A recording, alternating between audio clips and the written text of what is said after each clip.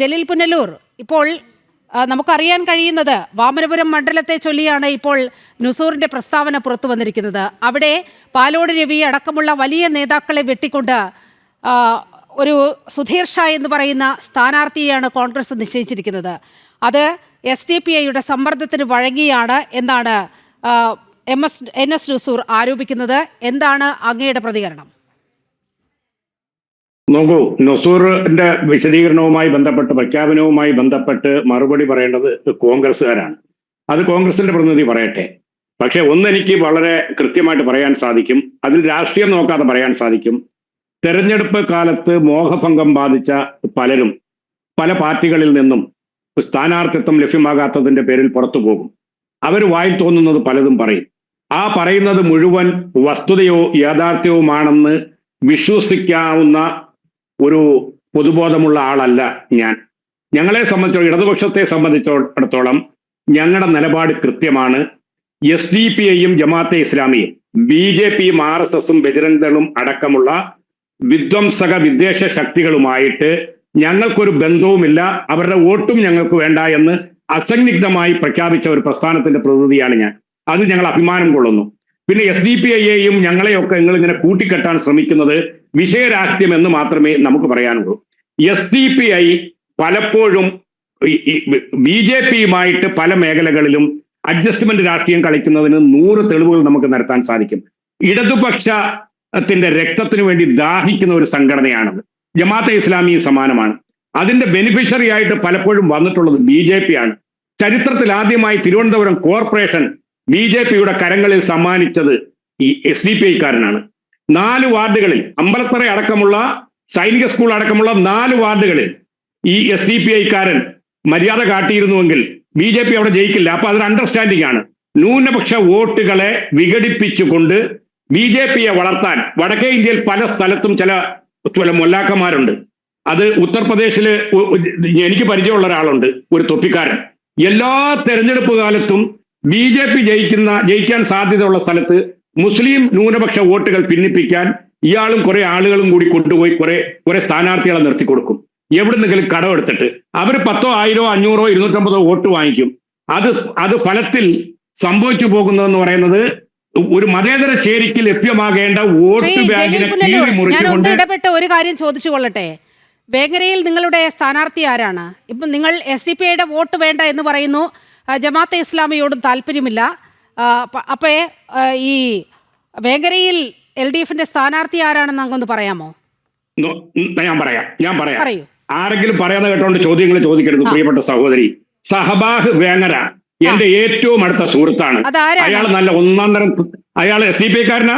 അയാൾ ഏതെങ്കിലും ഒരു കാലത്ത് 2021 തെരഞ്ഞെടുപ്പിൽ മുഹമ്മദ് സബാഹ് കുണ്ടുപുഴയ്ക്കൽ ആരുടെ ലേബലിലാണ് മത്സരിച്ചത്? SDPIയുടെ സ്ഥാനാർത്ഥിയായിരുന്നില്ലേ?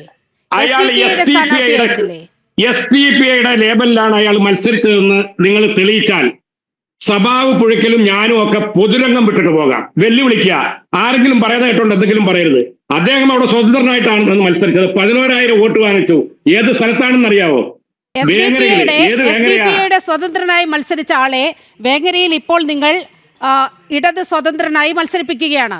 അപ്പോൾ ഈ പറയുന്നത് പോലെ ആരെങ്കിലും എന്തെങ്കിലും പറയുന്നതല്ല ശ്രീ ജലീൽ പുനലൂർ. അല്ല, ഇപ്പൊ SDPIയുടെ സ്വതന്ത്രനായോ? ആദ്യം SDPIയുടെ വക്താവായിരുന്നു. ഞാൻ വളരെ ശക്തമാണ്, അടിവരയിട്ടുകൊണ്ട് വ്യക്തമാക്കുന്നു. അദ്ദേഹം ഒരു കാലത്തും സബാഹ് എന്ന് പറയുന്ന, സഹാബ് കുണ്ടുപുഴയ്ക്കൽ എന്ന് പറയുന്ന അദ്ദേഹം ഒരു കാലത്തും SDPIയോ ജമാഅത്തെ ഇസ്ലാമിയെ പോലുള്ള ഒരു സംഘടനകളുമായിട്ടും ചേർന്ന് പ്രവർത്തിച്ചിട്ടില്ല. അദ്ദേഹം ഒരു മുസ്ലിം ലീഗുകാരനായിരുന്നു. കുഞ്ഞാലിക്കുട്ടിയുടെ അപ്രമാദിത്വത്തിനെതിരെ പൊരുതിക്കൊണ്ട് എന്നെ പോലെ മുസ്ലിം ലീഗിന്റെ പടിയിറങ്ങി വന്ന ഒരു നല്ല മുസ്ലിം ലീഗുകാരനായിരുന്നു. കഴിഞ്ഞ തെരഞ്ഞെടുപ്പിൽ ഇടതുപക്ഷം അവിടെ ഒരു വീഴ്ച കാട്ടി. അദ്ദേഹത്തിന് സീറ്റ് നൽകേണ്ടതായിരുന്നു. അദ്ദേഹം അവിടെ ഒറ്റയ്ക്ക് നിന്നു. അദ്ദേഹം അവിടെ ജനപ്രിയനാണ്, ജനകീയനാണ്. അവിടത്തുള്ള പ്രാദേശിക BJPക്കാരോട് ചോദിച്ചാൽ നിങ്ങൾക്ക് കൃത്യമായി മറുപടി തരും. അവിടെ ജനകീയനായ ഒരാൾ, അവിടെ വലിയ വിപുലമായ ജനസ്വാധീനം ഉണ്ടായപ്പോൾ 11,000 വോട്ട് നേടി ഒറ്റയ്ക്ക് നിന്ന് ഇത്തവണ അദ്ദേഹം ഇടതുപക്ഷ ജനാധിപത്യങ്ങളുടെ സ്ഥാനാർത്ഥിയാണ്.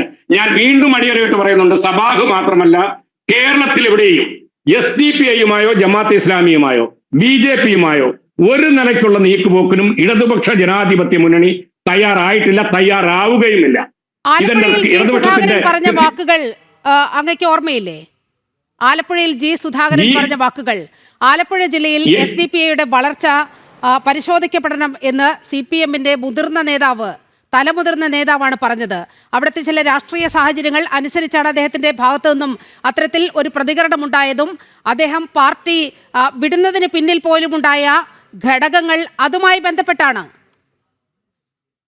കഴിഞ്ഞ നിയമസഭാ തെരഞ്ഞെടുപ്പ് മുതൽ സുധാകരന്റെ സോക്കേട് തുടങ്ങിയതാണ്.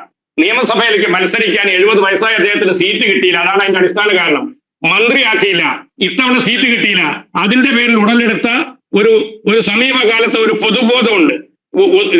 എതിരുള്ളവനെ എല്ലാം BJPയോ അല്ലെങ്കിൽ SDPIയോ ആക്കാം. SDPIക്ക് ആലപ്പുഴയേക്കാൾ വലിയ സ്വാധീനമുള്ള പ്രദേശമാണ് തിരുവനന്തപുരം. അതെന്താ അദ്ദേഹം SDPIയുടെ വളർച്ചയെ സംബന്ധിച്ച് തിരുവനന്തപുരം സംബന്ധിച്ച് പറയാത്തെ? അതുപോലെ കൊല്ലം ജില്ല, കരുനാഗപ്പള്ളി, കൊല്ലം അടക്കമുള്ള മേഖലകളിൽ ആലപ്പുഴയേക്കാൾ വലിയ സ്വാധീനം. ചാത്തനാകുളം ഡിവിഷനിൽ കൊല്ലം കോർപ്പറേഷനിൽ ഏറ്റവും വലിയ ഭൂരിപക്ഷത്തിൽ ജയിച്ചിട്ട് വരുന്ന ഒരൊറ്റ പാർട്ടിയാണ് SDPI എന്ന് പറയുന്നത്. അത്രയും സ്വാധീനം കൊല്ലത്തുണ്ടാക്കിയിട്ടുണ്ടല്ലോ. അതൊക്കെ CPMന്റെ ബലത്തില. CPMുമായിട്ട് എല്ലാ സ്ഥലത്തിലും എന്നും ശാരീരികമായിട്ടും ആശയപരമായിട്ടും വലിയ പോരാട്ടം നടത്തുന്ന ഒരു പ്രസ്ഥാനമാണ് SDPI എന്ന് പറയുന്നത്, BJP എന്ന് പറയുന്നത്. അപ്പൊ ഇതിന്റെയൊക്കെ മൂടുപടം എങ്ങനെയാണ് നിങ്ങൾക്ക് ഇടതുപക്ഷ ജനാധിപത്യ മുന്നണിയുമായിട്ട് കൂട്ടിച്ചേർത്ത് പറയാൻ സാധിക്കുന്നത്? എനിക്കത് മനസ്സിലാകാത്തൊരു കാര്യമാണ്. അതുകൊണ്ട് അത്തരം കുപ്രചരണങ്ങളൊന്നും നിലവിലെ സാഹചര്യത്തിൽ വിദ്യാഭ്യാസ രംഗത്തും സാംസ്കാരിക രംഗത്തും ഒക്കെ കേരള ജനത വിലവെക്കില്ല എന്നാണ് അങ്ങ് പറഞ്ഞു വരുന്നത്.